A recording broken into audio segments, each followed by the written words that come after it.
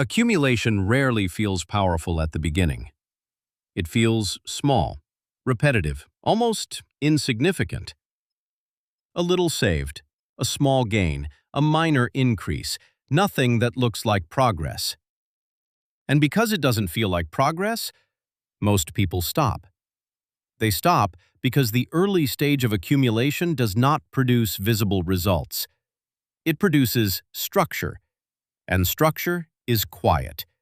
It builds beneath the surface, without recognition, without attention, without immediate reward. This is where accumulation becomes difficult to maintain, because the human mind is drawn to visible outcomes. Effort that produces immediate results feels meaningful. A payment received, a deal closed, a visible increase. Those signals create feedback. They confirm progress. Accumulation does not provide that confirmation early on. It requires repetition without reinforcement, consistency without visible impact, time without immediate reward. And that is where most people disengage. Not because the process is ineffective, but because it feels ineffective. This is the illusion. Early accumulation always looks weak, because the base is small, and small bases produce small results, even when the process is correct, even when the structure is forming. This is why accumulation is often misunderstood. People judge it too early.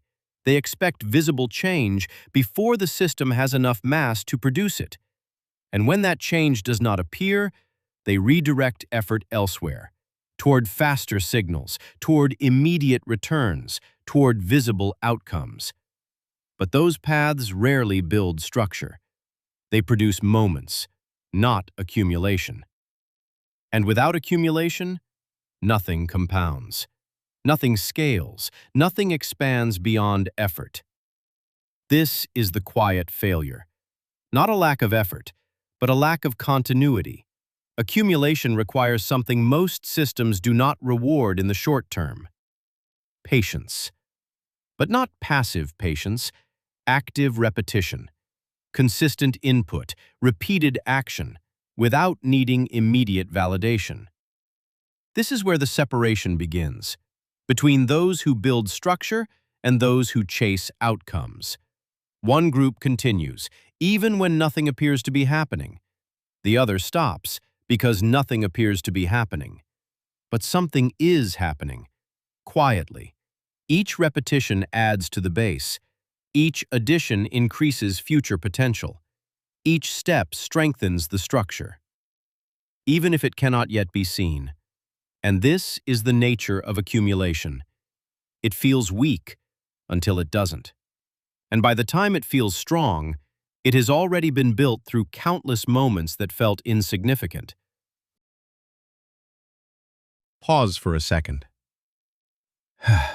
If you're still listening, it's probably because this didn't feel exaggerated. That's intentional. If this way of thinking matters to you, like the video, subscribe. We'll keep going deeper. Accumulation does not just increase what you have. It changes what you can do. That is the part most people overlook. They focus on the visible total, the number, the balance, the surface outcome. But the real impact of accumulation is structural. It builds capacity. Capacity to act. Capacity to decide. Capacity to absorb pressure without collapsing. This is where accumulation begins to create advantage. Not in one moment, but across many moments. Each unit added to the system changes the next decision slightly. More capital increases optionality. More optionality increases control. Control over timing, control over risk, control over direction. And control compounds, because each decision made from a stronger position produces better outcomes. Those outcomes add more to the base, and the base continues expanding. This is where accumulation stops being passive It becomes active leverage. A larger base allows for larger moves. Opportunities that were previously unavailable become accessible because entry thresholds exist in most systems. Certain investments require capital. Certain deals require credibility. Certain positions require resources. Without accumulation, those doors remain closed. With accumulation, they begin to open. And once they open, the trajectory changes because you are no longer operating within the same constraints. You are operating from a different level of capacity. This is the second layer. Accumulation builds structural advantage, not through speed, but through position. A stronger base reduces vulnerability. It absorbs shocks. It allows mistakes without collapse. It creates room to adjust. This flexibility is rarely visible, but it is critical. Because systems are not stable. Markets shift, opportunities change, conditions fluctuate. And those without accumulation are forced to react immediately. They have no buffer, no margin, no room for delay. So they make decisions under pressure. And decisions made under pressure tend to prioritize survival, not strategy. Accumulation removes that pressure. It creates space. Space to think, space to wait, space to act deliberately. And that space changes outcomes over time, because better decisions compound, just like capital does.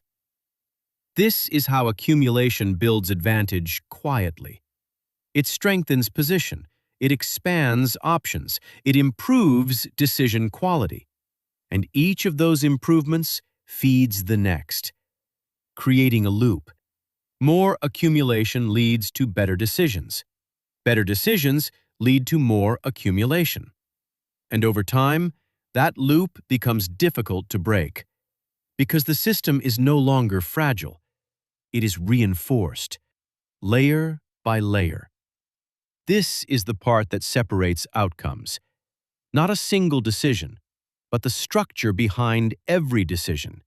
And that structure is built through accumulation. Accumulation eventually stops looking small. But by the time it becomes visible, the structure is already in place. That is the final shift. Accumulation is not about reaching a moment. It is about changing your position over time. At first, accumulation builds quietly. Then it builds capacity. And eventually, it builds control. Control over decisions, control over timing, control over exposure. Because once the base reaches a certain level, the system starts responding differently. Opportunities begin to appear, not because the system changed, but because your position within it did. This is where accumulation creates separation between those who rely on effort and those who operate from structure. One must continue producing constantly. The other can direct, allocate, and scale. This difference compounds because control allows for better positioning. Better positioning leads to better outcomes. And those outcomes reinforce the base. At this stage, accumulation is no longer passive. It becomes directional. You are no longer just adding. You are choosing where to apply what has been built. This is where leverage expands, because accumulated resources can be deployed into assets, into systems, into positions that produce further accumulation. And that creates a second layer, accumulation that generates more accumulation. This is where compounding becomes visible, not because it just started, but because it has finally reached scale. The early stage felt slow, the middle stage built structure, and the later stage accelerates. But acceleration is not the beginning. It is the result. the result of sustained accumulation, maintained through phases where it felt insignificant.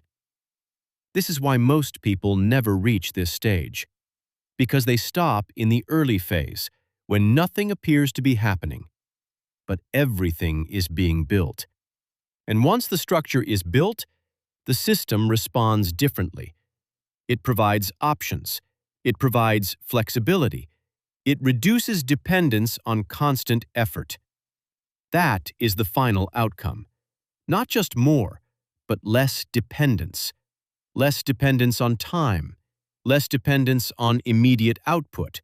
Less dependence on reacting. And more control over direction. That is what accumulation actually builds. Not just wealth, but distance from constraint. If this changed how you see accumulation, subscribe. Like this if it clarified something.